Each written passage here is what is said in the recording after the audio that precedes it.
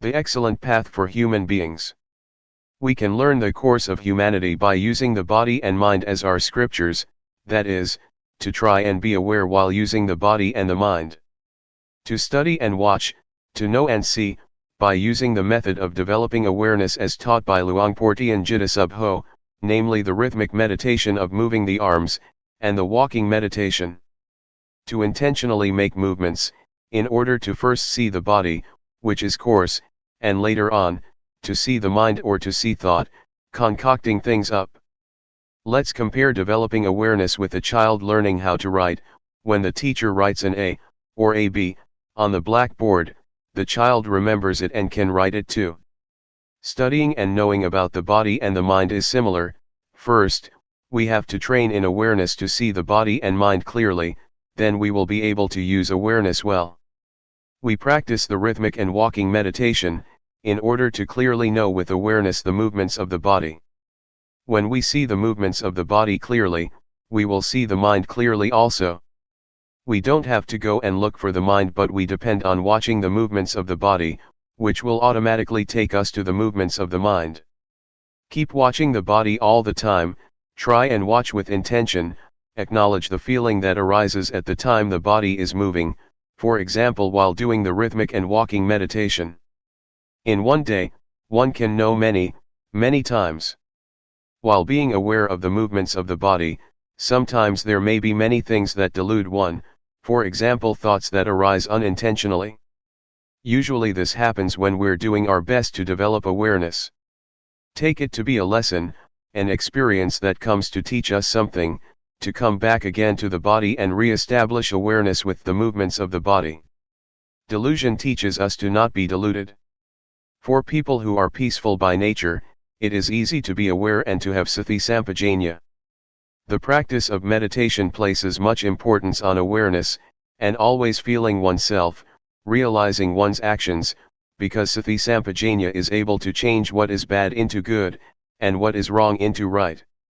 One who is aware tends to do what is good, because awareness is the source of sila, samadhi, and panya.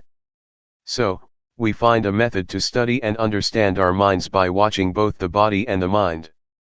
When we are skilled at watching the body and mind with awareness, and we clearly understand the body and the mind, we will know what merit and evil is, and what religion means. We will come into contact with virtue, firmness of mind and wisdom. We don't just think about it, we experience it. This is a law of nature. Therefore, make effort to always watch and see the body, knowing and seeing it through the mind contacting it. It is just like a teacher writing something on the blackboard for the students to see. First we have to make an effort to watch. Determine to watch until you won't forget. Before, the A and the B were on the blackboard, but now, we contact the A and the B in our minds because we've paid attention.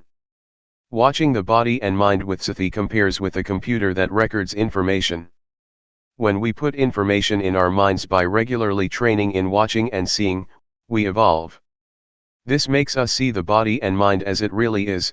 Understanding and knowledge about our bodies and minds will arise until the course of humanity is finished. This is called realization. Realization compares to stepping out of the darkness. We see our own minds and we don't get caught up in various manifestations. We see physical and mental things for what they are. We see the nature of both the body and the mind, and we see what kind of physical and mental manifestations there are, for example, heat, cold, like and dislike. If we don't see clearly, we yield to nama and rupa and their conditions, and we are under the power of proliferating thoughts. But when we are fully aware, we escape from that power. It is like solving a mathematical problem. One is able to do it when there is nothing hindering the mind. So, to come to understand the body and the mind is like finishing the basic course completely. Before, we used to be caught up with the conditions of mind. For example, being the one who is hot, when feeling hot, being the one who is cold, when feeling cold, being the one who is hungry, when feeling hungry, or being the one who endures pain, when feeling pain. We were the one who is caught up with all those manifestations. This is called to yield to conditions, letting them be the boss. When awareness arises, those things cannot be the boss any longer because we see that they are just conditions of the body and mind. Anger, for example, is a condition, it is not permanent and it doesn't have any essence. To see like this, is therefore comparable to the arising of a magic eye, that receives and knows the expressions of the body and the mind. The magic eye means, to be fully aware and to see that Rupa Dhamma, and Nama Dhamma, are subject to the three characteristics, of impermanence, valuelessness, and non-selfhood. Then, we're able to let go of body and mind. This is similar to not having a whole lot of rubbish scattered all over the place, as we did before. Whatever happens to the body and the mind, we throw all those conditions of body and mind into the three characteristics of anajjung, dukkang, and anatta. Before, we had lots of garbage which was a hassle, there were stains of suffering, stains of anger, of desire, of delusion, of love, of hatred, of heat, and cold. But now, we don't have all that rubbish anymore. It is merit to see impermanence or to see the three characteristics. Merit here, refers to seeing the conditions of body and mind, and to be able to use the body and mind in one's life, in the right way. Evil is to not know the conditions of body and mind, it is compared to darkness. Such a person is considered to be uncultivated, both the body and mind are undeveloped because one allows proliferation to be in charge. This makes one hold on to anger, lust, and delusion. Sometimes one lets anger be there for several days. When we clearly see and realize the body and the mind like this, we are no longer uncultivated, we are high-class people. Religions deal exclusively with people, they are teachings about the body and the mind. We all have a body and a mind. Both merit and evil can be found within us, in our actions. When we practice up to this point, Rupa and Nama, or the body and the mind, treat each other in the right way. Before, the body and the mind were oppressing each other all the time, for example when hot or cold feelings would arise in the body, the mind would suffer, or when anger would arise in the mind, the body would be uncomfortable. They would oppress each other all the time. But now, we see the body and the mind relating to each other in the right way, because awareness is there to watch them. When we know this much, we have a foundation in practice and we make continuous progress. It is similar to passing elementary school with good marks, and thus having the opportunity to study in high school. Having a foundation means that we're fluent in watching proliferation arising, this makes us see the concoction that's going on. When the state of seeing arises, we don't get carried away with the proliferation that arises. This seeing is an important principle because it is able to smelt and digest all of the defilements. This compares to studying well and being able to read and understand the meaning. From the state of continuously watching, we come to see convention and suffering. The state of watching gives rise to fluency, it is like having a good tool, it makes us proceed on the road of life all the time, and we don't get to a blind alley. Not seeing suffering, or the suffering connected with the body and the mind makes us grasp onto it, all of which is a burden. When we see clearly, some types of suffering drop off immediately because we see the world as being full of convention, some of it are material things, others are mental. Even language is convention, the world is full of it. It is called the conventional norm. In the past, I learned many superstitious chants, I used to sit and recite them at night. I had verses for making holy water, for going into the forest, for dressing, for eating, for leaving the house and for catching cows and buffaloes, for all of it. It was over the top. The happiness I got from it was little, if any. It is like a trader in kapok or fiber, he or she gets little money. In terms of merit, it is little merit and it is not lasting. But now, I'm no longer a trader in kapok or fiber, now I'm a trader in diamonds and I get loads of money.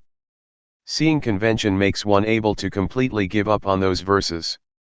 For example, the chants about the 108 virtuous qualities of the Buddha, belief in various ceremonies, invulnerability verses, which one has to recite until one feels that one becomes big and one's skin becomes tough. These things I have completely discarded.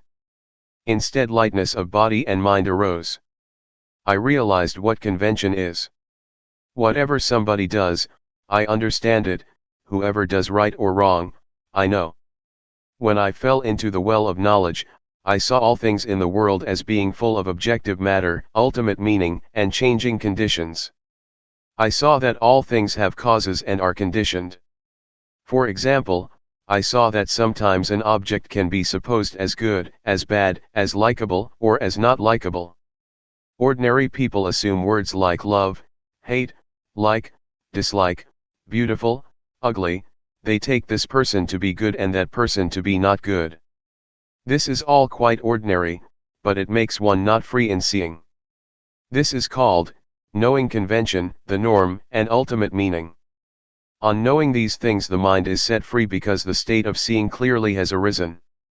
Falling in the well of knowledge means to know in all postures and all movements, one knows while walking, while sitting, while seeing, while hearing, etc. This is called the arising of wisdom knowledge. It leads us out of the various problems. Seeing clearly supports our continuous progress. One comes to know what virtue is, what firmness of mind is, what wisdom is. One really makes contact with merit, it is not like before when we just had ideas about it. I can assure you that the mind that really experiences merit, doesn't fall in hell, is not a hungry ghost and is not a thick-headed demon because one knows what is right and wrong. To experience merit is therefore useful. To come into contact with evil teaches one to let go of it. It is similar to having stepped on a thorn. When we see thorns, we don't step on them as before.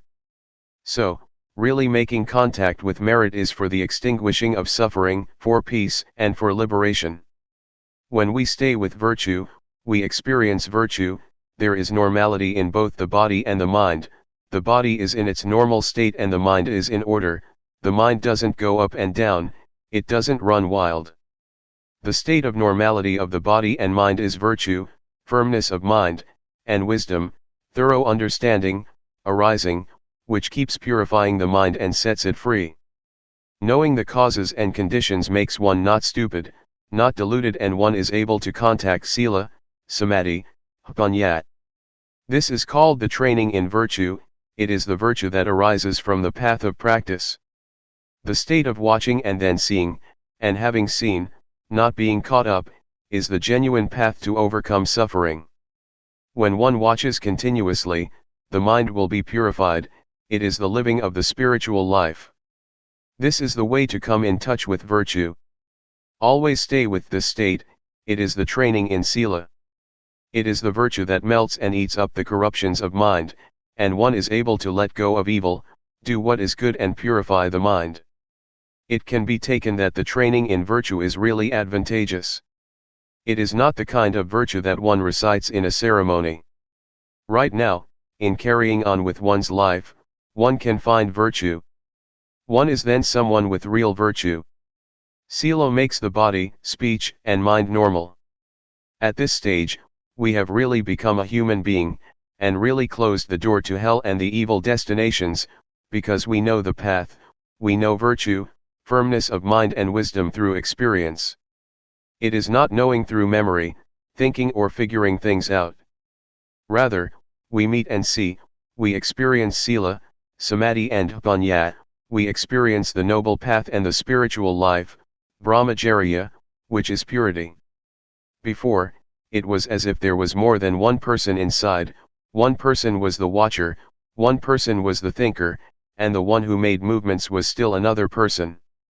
But now, in the state of watching, all three come together as one. The state of watching arises, when developing awareness with the movements of the rhythmic and walking meditation, it makes it easy to know and see the movements of the body and the mind, the concocting thoughts. In the past, proliferation would control us completely, and that would give rise to sleepiness, restlessness, doubts, etc. But with awareness, we are able to conquer proliferation, and those mind states no longer exist anymore. This compares to traveling on a highway. When we pass this town and that village, where do we get to and what is it like beyond there? Well, nobody has to tell us, we know, see, and experience that for ourselves, naturally. Next, one comes to know, see, and experience what angels are. Angels are people who are ashamed of doing anything that is evil. They don't dare to think evil thoughts, speak evil words, or do evil things. Before, I used to understand that angels were up in the clouds. I thought that there was a heaven up there. It's all right to believe that, but those angels cannot help us. The kind of angels that arise within us refer to having a sense of shame of wrongdoing. One doesn't dare to think, speak, or act in evil ways. One doesn't even dare to think. This is what angels are. Angels are within us, so we don't have to bow to them, we don't have to pray to them. I had never thought like this or known like this, and so I would like people to study and come to know it, to practice with it. One day, as I was doing walking meditation, I thought to myself, this person probably doesn't know, that person probably doesn't know. I thought about my parents, my relatives. I wanted them to do walking meditation, I wanted them to sit down and build up awareness. I thought with loving kindness and compassion, I wanted to help them. Walking on the excellent path makes us go beyond being a man or a woman, being a hungry ghost, a demon, or a devil. One becomes a human being, one who has a superior mind. Someone with virtue, who lives one's life according to the noble path. One abandons what is evil and does what is wholesome. One's mind is like that of the gods. One knows merit and evil, and one genuinely understands Buddhism. This is what the excellent path leads us to see and understand. Religion exists in people's very hearts if those people refrain from evil, perform only good actions, and their virtue is pure. But if one still thinks in evil ways, it can be taken that one hasn't reached Buddhism, even when one recites the words Buddhang, Dhammang, Sanghang, Saranang Gacchami, I take refuge in the Buddha, Dhamma, and Sangha. Religions teach people not to have suffering, religions teach people to do good. If one is still suffering, one is not reckoned as one who has reached the religion. One's life might become blemished, it might go downhill. When we arrive at religion, we relinquish evil and do only what is right. This compares to someone who does certain things, until he or she makes a living with it and is stable in it. He or she is able to depend on it, in order to live his or her life. This is how we experience things. The state of watching and then seeing, and when seeing, not being caught up, is the most concise action. It is like the Dhamma is really in our fist, we don't have to do a lot. Before, I was in a mess, I clung to ceremonies, clung to others and believed in rituals. I was even afraid of my own thoughts, because with thoughts come doubt, fear, love, and hate. But when full awareness arose, I wasn't like that anymore because I determined to only just watch. It was as if my life came down to just doing that much. Studying and practicing until one reaches the state of watching and seeing, and not getting caught up, is the point of completeness, the point where all things come together. It is the diamond of the Dhamma, because one is able to smelt the fetters, 10 deep-rooted and subconscious tendencies in the mind. Seeing Rupa and Nama, seeing suffering, seeing convention and seeing the mind proliferating, gradually diminishes the ego. The mind gradually turns into one of a human being, which means that there is morality as a refuge. The way to hell and the bad destinations is closed off, because one refrains from evil, only does what is good and really makes the mind pure. The door of the truth is opened, the mind is free because one can destroy the ego. One abandons the first 3 fetters, namely, personality view, doubt, and attachment to precepts and practices. At this point, the mind changes and comes to see and understand. Before, it was as if the ego was hiding by the door. But now, the watcher keeps a watch over the door. As soon as the ego appears, it is discovered and the ego falls apart because it can't endure verification. It could be compared to a tree that has fruit. As soon as one shakes it a bit, some fruits will fall down. And in the same way, greed, hatred, and delusion, and those three fetters that are deeply instinctive and are conditions, that arise from the body and the mind, drop off and disappear. The mind that changes into a noble one, is the superior mind that is able to destroy the ego. When one experiences this, the ego drops off and is finished with. It is as if wholesomeness and unwholesomeness, or dirtiness and cleanliness are separated. Being a noble one is to have this kind of excellent mind. This is how the mind changes. It is not a matter of changing clothes, or changing one's words. It is not a matter of ordaining, using this or that ceremony. That is just convention, that is being a monk through convention. But when one is a noble individual, one is far removed from suffering and defilement. Suffering and defilement are the enemies of life. The ego with its attachment is an enemy of life, because wherever there is ego, it is like having stains of losing, of winning, of happiness, of suffering, of getting, of losing, etc. When one can relinquish the ego, it is like having a dilapidated car that gets fixed up, and restored to its normal condition. The body and the mind are the same. The path of Dhamma takes us to this point. It is the excellent path, it is number one, it is the superb path of life. When reaching this point, one experiences what it is to be a noble one. The mind that makes this shift, is a diamond of Dhamma, it is the doorway to truth.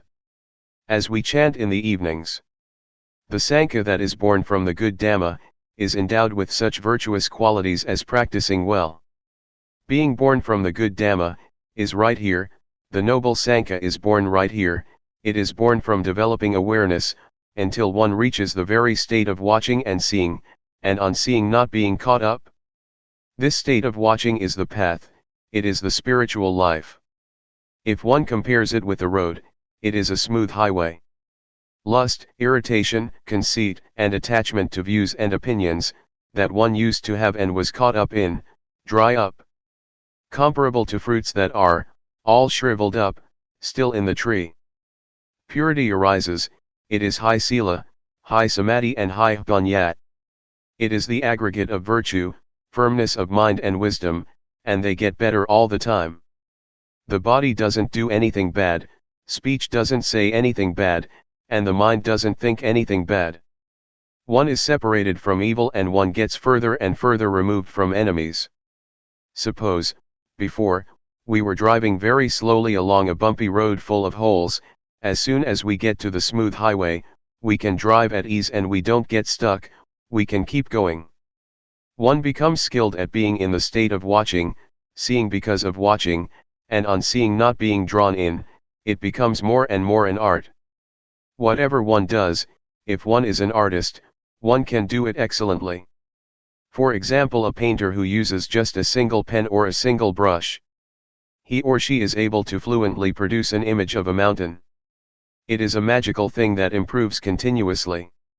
I try to bring up comparisons through using convention, because the truth is sometimes hard to put into words. When the state arises where there is supreme virtue, firmness of mind and wisdom, the supreme spiritual life and supreme purity, one abandons the various things that used to intervene, both in the body and the mind, it changes altogether. Whatever passes, whatever one experiences, one really knows and sees it for oneself. It is like when we finish something, we know that it is finished. One reflects on the Dhamma that one knows and sees and liberated one. How did it arise? There is more and more a sense of separation and reflection, happiness and joy arise.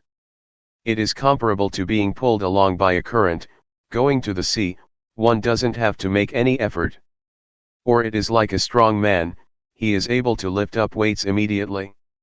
It is the same with the paths and fruits of practice, from the first stage of enlightenment upwards.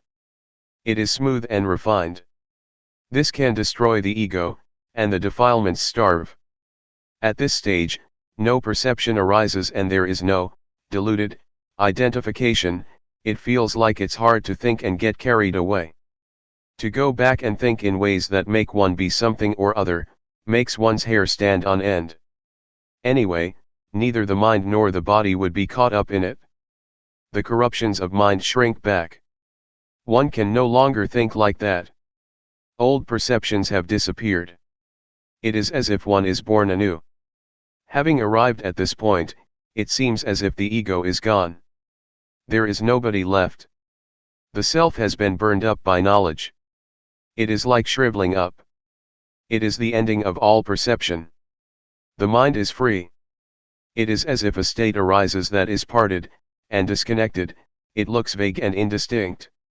The 5 aggregates that one used to cling to, that were the germ, now don't get anything to eat and so they starved and a separation takes place. Before, form, feeling, perception, volition and consciousness would work together, but they would each have their own function. Now, they dried up, everything shriveled up, as if they had become loose and come apart. Sometimes I would still be deluded enough to connect them, but they wouldn't hold together. Even when connected, there were only just processes. All speech and all thoughts were purely just processes only. It was the end of proliferation in life, the finish of craving and attachment. When reaching this state, one knows that the paths, the fruits of practice and nibbana, really do exist.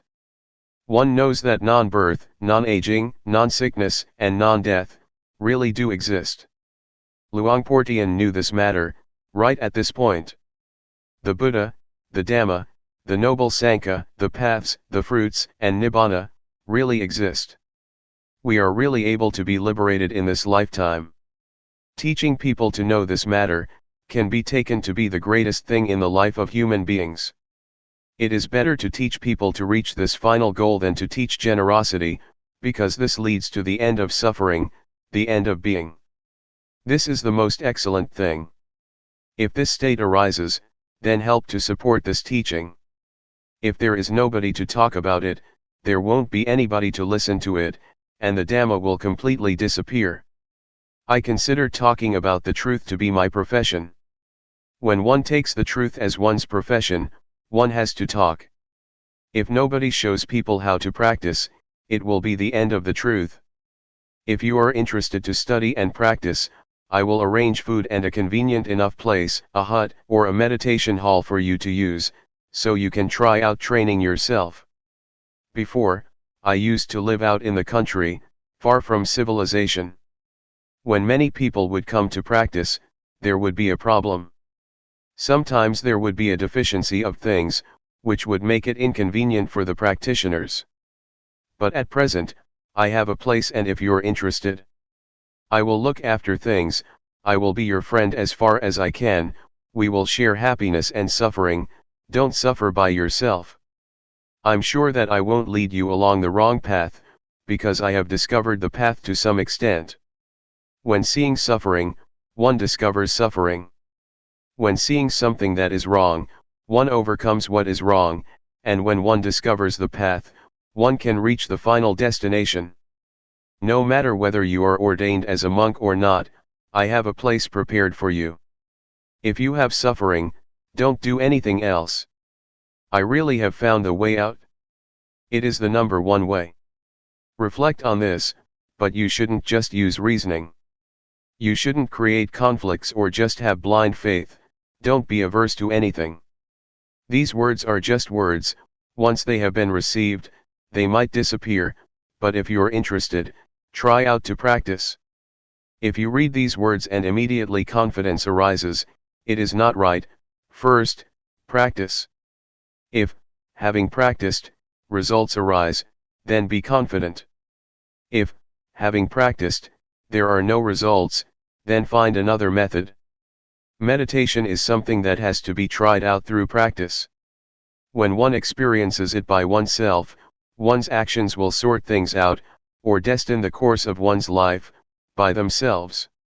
It is not a matter of figuring things out or memorizing, one must put things into practice and one must experience things for oneself. Being aware is to develop the four foundations of awareness. Anybody who turns up the hand or makes other movements, and is aware of it, is practicing in the right way, because awareness is the sprout of enlightenment, that is, it makes wisdom spring up. One must start up from this point of making use of movements. It really is the birthplace of the four foundations of awareness. This really is the excellent path. It is called, Agamagko Visuddhya, the excellent path for purification. Buddha arises from building up a lot of awareness. One has to do that oneself and practice oneself. The method of developing awareness, as Luangpor Teean teaches, is really up to date. The more diligent one is in building up awareness, the more one knows, sees, and understands one's life. Awareness is with us all, as long as we have a body and a mind. To have awareness is the treasure of a human being. It is the same for all of us, without exception. No matter what country you live in, what nationality you may have, or what language you may speak. Be aware, just raising the arm, feeling it, is already good enough. Guidance to train oneself. We must use our lives to train ourselves diligently. We must take ourselves to the ultimate and final goal. This is called an excellent life. If we don't train ourselves, it is easy to get involved in things. For example, if there is suffering, we suffer until we die.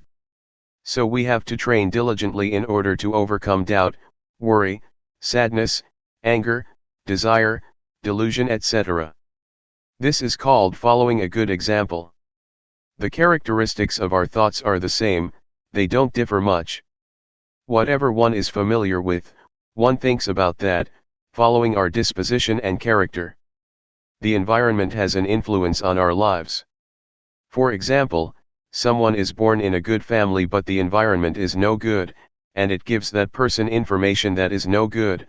The result is that that person receives bad information.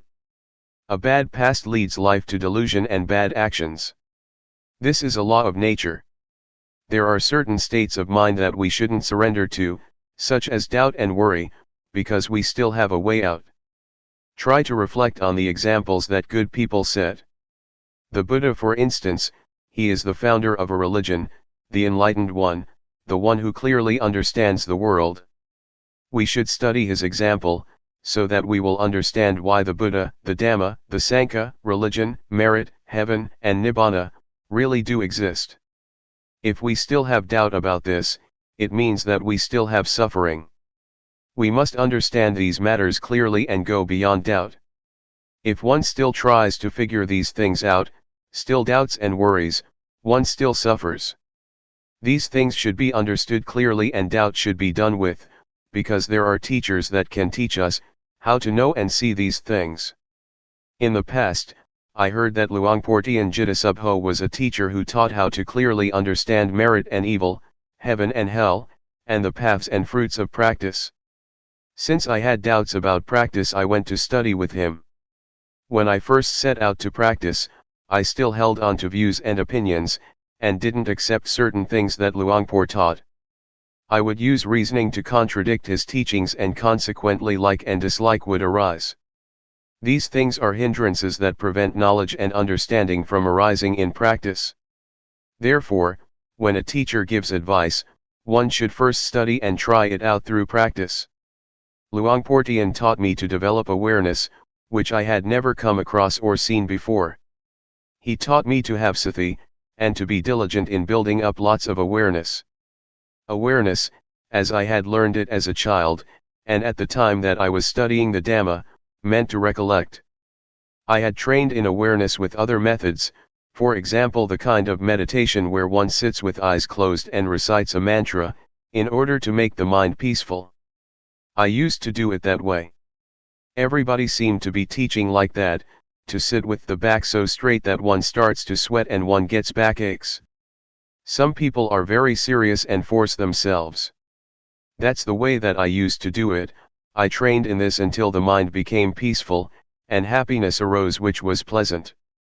When I trained with Luangpor Teean, he taught me to be aware and not to go for peacefulness. He taught not to control thoughts but to just know indifferently, which was certainly a strange way of teaching. Before I could catch the awareness in practicing, there were definitely many things that snared me. Sometimes, I fell back to my old practices, and as soon as I would raise my arms to do the rhythmic meditation, I would go back to being peaceful and stay with happiness, because that was more convenient than diligently knowing. An old man of over 70 practiced together with us. He advised me not to just sit there being peaceful, because that is not useful at all, but rather, to be diligent in building up the quality of knowing, to be aware while making movements. He kept guiding and looking after me. In the end I asked myself, what's the point of being fooled by thoughts? That's just an old habit. Let's train and be diligent in building up the quality of knowing. One has to control oneself by determining that, if I get lost in proliferating thoughts, I will try to be aware by making use of objects to know, such as movements of the hands. As soon as one turns up the hand, one really feels it, one really sees it by oneself. Whenever the hands move, one is aware. When one can catch the feeling of moving more and more often, proliferation gradually diminishes. In this way, I got a foundation and really saw results. Previously, I used to think about the future and the past, but now concoction would stop on seeing thought, and I would stay with the present, stay with the movements. One really knows the movement of turning up the hand, one doesn't have to wait for even a second. One knows again and again, one really knows many times. When there is truly a lot of knowing, one becomes diligent in building up the quality of knowing continuously, just as when one keeps diligently working and gets lots of work done. So, if one really catches the quality of knowing, and one is really diligent in building it up, one gets plenty of knowing. It is useful to have lots of knowing, because whenever one gets lost in thoughts, going all the way into the past or the future, the quality of knowing pulls one back, so that one doesn't easily flow with thought. Whenever one is swept away with proliferating thoughts, one immediately comes back, one is really able to come back. We're able to train and give rise to the quality of knowing in the various postures, for example, while doing walking meditation, or making movements with the arms. Whatever you take hold of, know it. The breathing, know it. Just have only this quality of knowing, and you will have a foundation. Before, I used to stay with the breathing. I would recite a mantra and seek peace, I would force myself to be peaceful. It is useful to practice like that because one gets peaceful and understands what peace is. But when I reached the state of knowing, I understood that the state of being aware and awake is something different from peace altogether. Awareness gives rise to knowing, one doesn't stay with peace. When we blink our eyes, we can know, when we swallow saliva, we can know, moving a finger, we can know, breathing, we can know. Whenever we touch something, we can know. These are examples. Therefore, creating this quality of knowing is a kind of art. It can be created in all postures and movements. All it takes is that one puts forth effort to know what's happening within one's body. It is comparable to having a set of tools that one uses to build up lots and lots of knowing. If one does it in the right way, diligence arises. There is an old saying that says that it is as easy as rolling a boulder downhill. But if one doesn't do it in the right way, it is as hard as rolling a boulder uphill. When one does it right, one gets a foundation and one becomes diligent to practice and build up awareness, without anybody having to tell one tells oneself and creates plenty of knowing. One becomes diligent to know in using one's daily life, always trying to find ways to be aware. Even though at times people or friends cause us to get lost, we make effort to avoid that. We are careful to take the chance, to know for ourselves the things that arouse knowing, nobody has to tell us.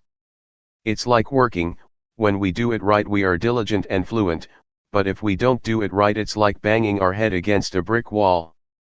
We know and see for ourselves what delusion is like and what knowing is like.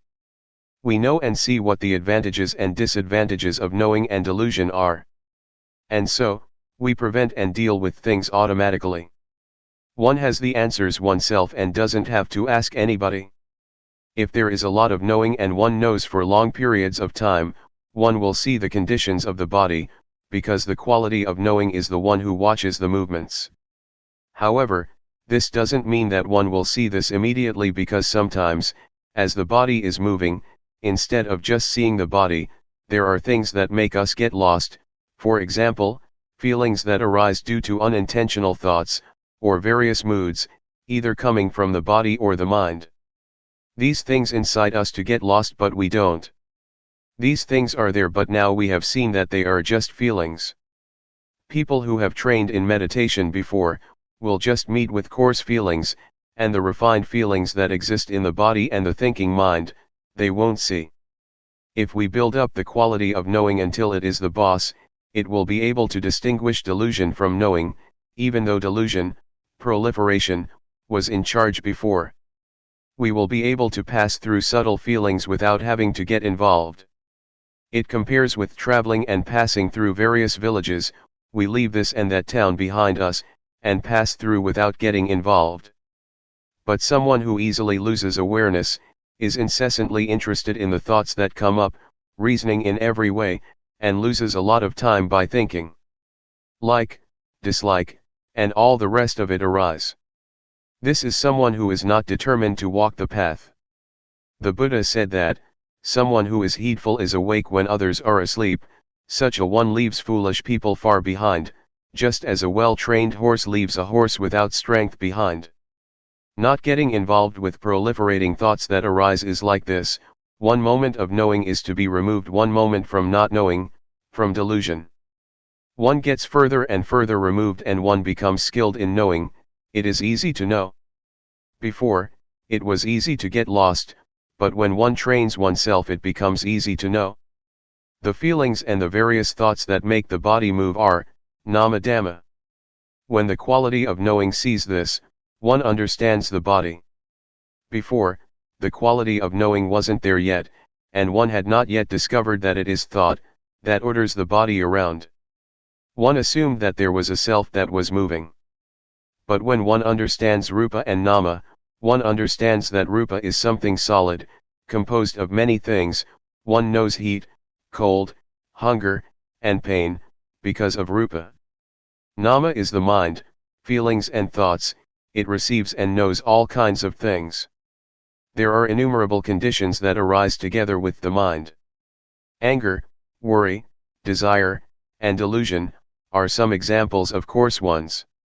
They make the mind run wild and it takes them to be self. Actually, they are not self, but one doesn't know that they are conditions of mind, and so one acts following them, until those various conditions give rise to a sense of self, of me, being like that. But when the knowing watches and sees them, one understands that they are only just conditionings of the mind, and one can let go. To sum up, the body that is alive is a lump that consists of two things, namely, rupa and nama. At this point one knows how to separate rupa from nama. And so one clearly realizes the relationship between rupa and nama. This may be called the arising of insight knowledge. It is a really clear realization. Reality doesn't deceive. This point can be taken as a universal standard. Teachers cannot deceive disciples, and disciples cannot deceive teachers about it. Whoever comes to this stage, no matter what nationality one has, or language one speaks, one will see like this.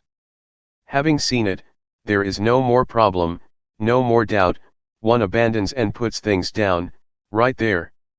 When we have our eyes open we can see all sorts of things. For example, we see that this is a rock, that is a tree, and that is a snake creeping over there. It's good to see. If we don't see it's dangerous, but when we see, we're safe. But seeing with the eyes can still be deceptive because it is not a realization. Realizations don't deceive, rather, they set one free. There is security in realizations. To see is to make an end of one's burden. When the quality of knowing sees rupa as a lump of suffering, It creates the feeling of having pity on the body, because the body doesn't know anything, it just does its duty. It gives us signals of what is dangerous, for example, heat and cold, so that we can do something about it. We didn't see this before, and so we thought that I am hot and I am cold. But now we see Rupa and so we know how to solve the problem. The body is suffering already as it is just a lump of suffering. One has to breathe, has to swallow saliva, has to blink the eyes, has to stand, has to lie down, has to eat, has to go to the toilet, etc. When we give it more work to do, such as smoking cigarettes, it is a burden for Rupa, we make it suffer even more. The mind is the same. When we're angry, we give the body suffering. This is oppression that works from both sides, from the side of the body as well as from the side of the mind. This kind of relationship between the body and the mind is not appropriate at all. When there is the knowing, or the state of watching, peace arises. And Rupa and Nama relate to each other in the right way. Before, I used to think that I didn't have suffering, because I didn't do anything bad, that was because I didn't know what suffering was. Whoever thinks like this can be taken to be crazy, crazy with self. So, in the past, I didn't understand myself. Likewise, having or being anything, as well believing one's own thinking, is dangerous because one understands that to think like that is good, and one doesn't see that there is any problem to be solved, one assumes that things are like this or like that. One knows through thought, one is through thought, one sees through thought, and one gets and attains through thought, when one is not in contact with the present. When we're faced with facts that contradict what we thought, we don't have a way out of suffering or out of our ideas, constructed in the past. If one knows the suffering of Rupa and Nama, one will understand that they are really lumps of suffering. Pain and sickness are conditions of the body, this is called the disease of the body. Anger, for example, is a condition of the mind, this is called the disease of the mind. When we don't know this, we cling to all kinds of things and create suffering in the mind, such as love, hatred, anger, desire, and delusion. When we wake up from the disease of body and mind, we see the suffering of Rupa and Nama. It is as if this quality of knowing opens the door, and we can see through. The knowing is like an eye. Before, we had our eyes closed and didn't see, there was only just getting caught up with all sorts of conditions. But now, the quality of seeing arises because there is knowing. This is called training oneself. This is the way that I have trained myself. It is really the guideline for people. It makes one see the convention of body and mind, for instance fame, possessions, money, children, husband, wife, land, etc. The world is full of physical and mental objects that are convention, inside as well as outside. One sees this penetratingly. It is as if the power of wisdom knowledge sees that these things are conventions of Rupa and Nama, diseases of Rupa and Nama, Rupa Dhamma and Nama Dhamma. Before, we didn't see these states, and so we got caught up in all kinds of conditions. Knowing convention makes one feel light. In the past, I used to go for all sorts of things, superstition, verses, chants, and I believed in rituals. On performing some of them fear would arise, others would make me bold, doubtful, happy, or sad. I ended up with nothing because it's all nothing but convention. A thing is sometimes assumed to be likable and sometimes not likable, it can change, and we go for it all. When I came to see Rupa Nama and convention, I felt light. It is not like ordinary seeing, but when one sees, suffering disappears. The gross kind of suffering, such as suffering that comes from foolishness, delusion, and stupidity, really disappears. It compares to having finished one's studies, one is able to read and write, doesn't get stuck, has enough knowledge and is able to stand on one's own feet. What I'm talking about is a universal standard, it is a fixed formula, just like mathematical formulas, 2 multiplied by 5 is equal to 10, not 11. When all this knowledge arises, one knows what other people are saying, one knows the objects that one looks at, there is just knowing and joy. It is insight, because one now has the eye that sees the Dhamma. It is fun to watch, whatever one looks at, one hits it on the spot. Both material and mental phenomena, inside as well as outside. Whatever happens to the body and the mind, one knows immediately, and one leaves it behind without hesitation. Before, when something would come in contact with the mind would ripple. Now the mind doesn't ripple, rather, the object that comes into contact with the mind is set free. When I was still a layman, I went to practice Dhamma at the Budayana forest, in Loei province. I had to use a wooden platform from a nearby monastery, and I bought a plastic sheet to make a roof. Tattered monks' robes were used as walls, because in July there is plenty of rain. As I was practicing, somebody told me that I should understand Rupa Nama, because he saw me practicing for a long time without understanding it. Some people said that they knew, just practicing for a week, and they knew Rupa Nama. But I practiced for 2 whole weeks and still didn't know it. I thought to myself, I really have to see it in my mind, I'm not going to just remember others' words or figure it out with my own thinking. That's how Luangpor Teean taught, he taught to practice and see it for oneself. Next, I thought, Luangpor Teean used to say that he had made large offerings to the monastery, including building a ceremonial hall, all by himself. But I am a poor man, I didn't do all that. I probably don't have a chance to realize the Dhamma. These thoughts made me feel inferior and doubtful. Then I thought, but I've done some good things, maybe not as much as him, but I've made merit, built a monk's hut, and I am not a bad person, I don't have any stains of wickedness. I've always been virtuous because my parents are Buddhists and taught me to do what is good, and that's what I've been doing all the time. Especially when I studied superstition, I had to keep precepts, I couldn't gamble. My character was like this. Reflecting like this, made me a bit proud of my past because I was not an evil person, but why didn't I know the Dhamma? I asked Luangpor Teean, are there any practitioners who don't get any knowledge after having practiced?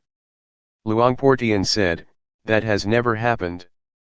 It seems that I am the first one, because after 2 weeks I still don't know anything, I remarked. Luangpor Teean walked up to me and grabbed my hand. I said, you have made merit and made offerings, but I have never done as much of that as you, I guess I don't have the merit to know. He answered, never mind, don't worry.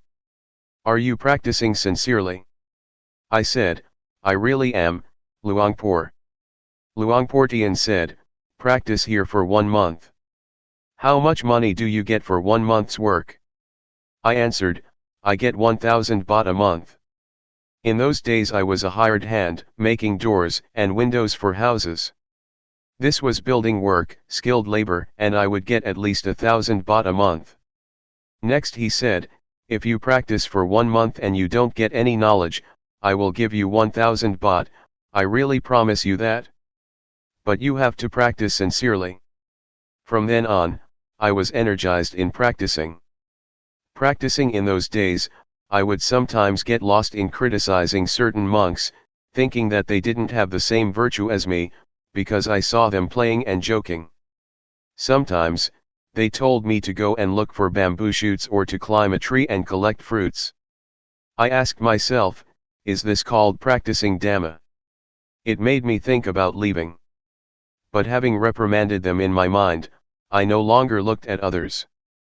Instead, I only watched and listened to Luangpor Teean. I didn't pay attention to others and create a mess and a burden for myself. So, I made a firm resolution to build up awareness, to build up sati. After practicing Dhamma for less than 20 days, I had an experience and lots of knowledge arose. When practicing in the right way, it becomes as easy as rolling a boulder downhill. But when doing it wrong, it is like rolling it uphill. Doing it in the wrong way is just a burden, there are many things that one doesn't like, and then one goes and thinks about them. One is thinking, reasoning, liking and disliking like a madman, and this makes one not attain the Dhamma. Building up the quality of knowing, or awareness, is not something one can think up, rather, one has to practice in order to know. In the past I had been an occult healer, and had verses and chants. When I built up the quality of knowing, that stuff just dropped off. I didn't do anything about it, I wasn't the slightest bit reluctant to give it up. There was no more foolishness, delusion, attachment to rituals, and playing around with witchcraft and sorcery in my mind, from that moment onwards. I used to think that I was a magician, able to heal the sick. An invulnerability chant has to be recited until one feels that one's body swells up, and becomes so big that it squeezes against the walls, or until one perceives a razor blade as a blade of grass. Then one has reached the end of the recitation. To do this well, one has to recite often. Magic chants depend on recitation, they depend on training in psychic powers. Sometimes I would chase off ghosts, I would cut off their heads with a sword, making a loud sound. I've done that for many people. When I built up the quality of knowing, I stopped doing all that stuff. One day as I was practicing, Luangpor Teean came walking over and asked how I was doing. I answered him without being afraid of anything, I know Rupa Nama now. Luangpor Teean said, if you get understanding from practicing in this way, then do more of it. Try to keep up with thought, watching it. This refers to unintentional or sneaky thoughts. If no thoughts occur, then watch the movements of the body.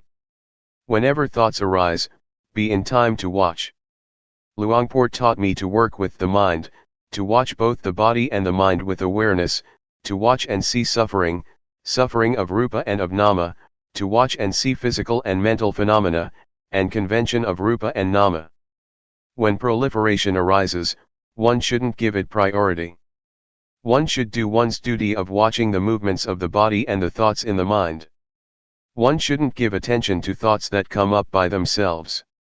Build up awareness that is in time with the thoughts arising.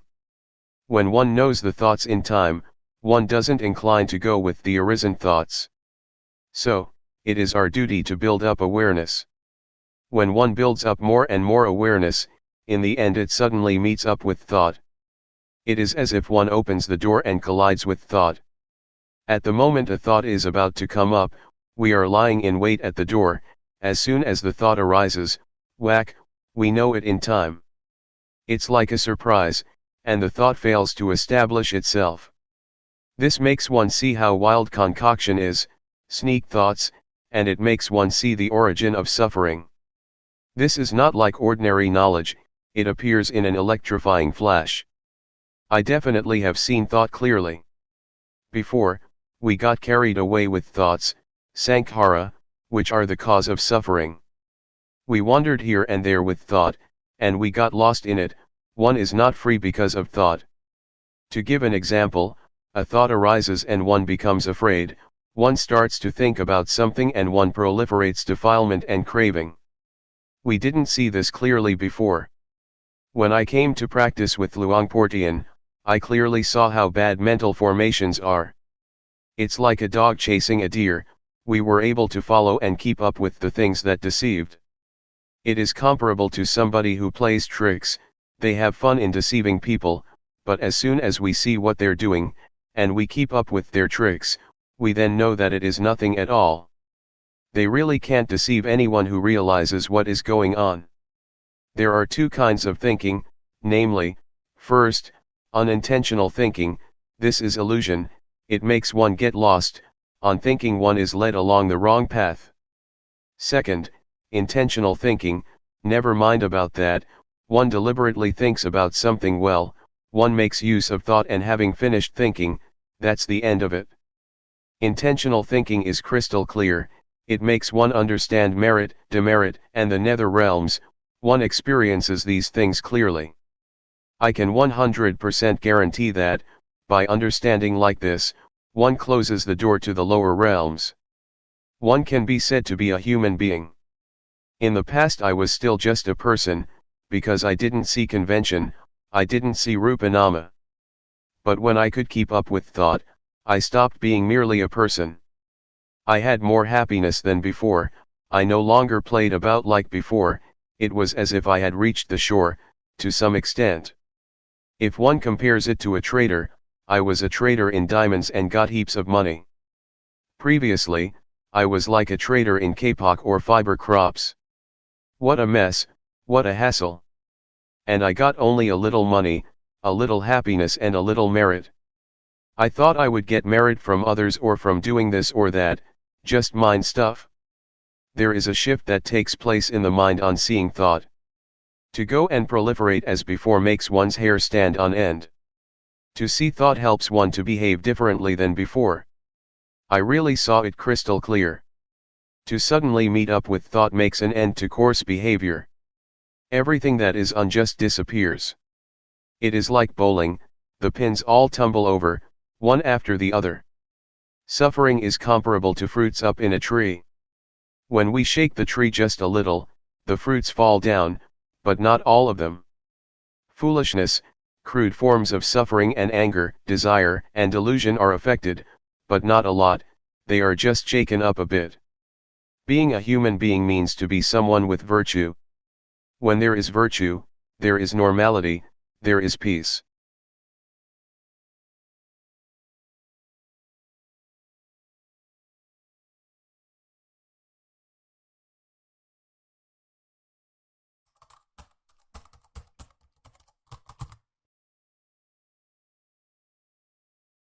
May all beings be at ease, whatever living beings there may be, whether they are weak or strong, omitting none, the great or the mighty, medium, short or small, the seen and the unseen,